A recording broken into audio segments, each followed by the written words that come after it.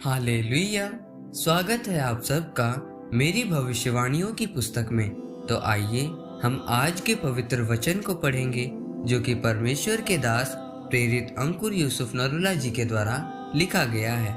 अधीनगी में रहना जरूरी है, जैसा कि मत्ती की पुस्तक अध्याय 3 उसकी 15 आयत में लिखा है।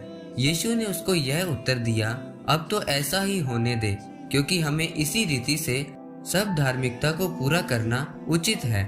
मेरे प्रियो, बाइबल में लिखा है कि जब प्रभु यीशु मसीह यूहन्ना के पास बपतिस्मा लेने के लिए गए तो यूहन्ना ने प्रभु यीशु मसीह से कहा कि मुझे तो आपके हाथ से बपतिस्मा लेने की जरूरत है और आप मेरे पास आए हो।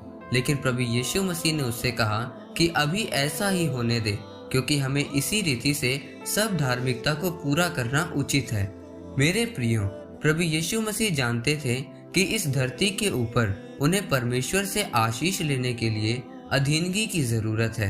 याद रखें, प्रभु यीशु मसीह ने भी अपने आप को यूहन्ना के सामने समर्पित किया और इसीलिए परमेश्वर ने उन्हें औरों से ज्यादा हर्ष रूपी तेल के साथ आशीषित किया। मेरे प्रियो, बाइबल में लिखा है कि जो अपने आप को नीचा करेगा वह ऊंचा किया जाएगा और जो अपने आप को ऊंचा करेगा वह नीचा किया जाएगा। परमेश्वर घमंडियों का सामना करता है और दीनों पर अनुग्रह करता है।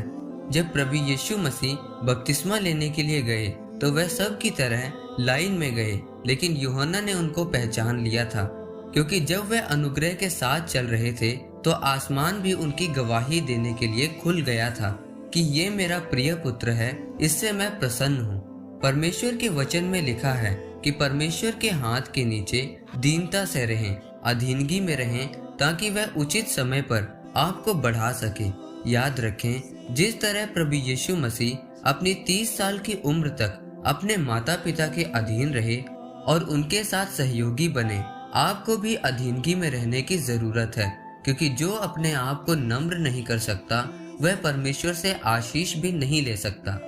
एक बात हमेशा याद रखें, अगर प्रभु यीशु मसीह खुद परमेश्वर के पुत्र होकर भी यूहन्ना बपतिस्मा दाता और अपने माता पिता के अधीन रह सकते हैं, तो जरा सोचें कि हमको किस रीति से परमेश्वर और अपने अगुए और अपने माता पिता की अधीनगी में रहने की जरूरत है।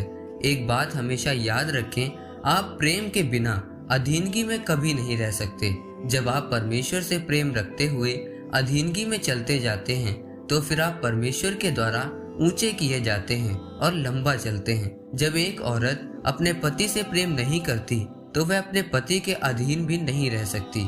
उसी तरह से आपके आत्मिक जीवन में भी जब आप अपने परमेश्वर और अगुए के अधीन नहीं रहते तो फिर आप लंबा नहीं चलते और ना ही कोई आशीष आपके जीवन में स्थिर रह पाती है।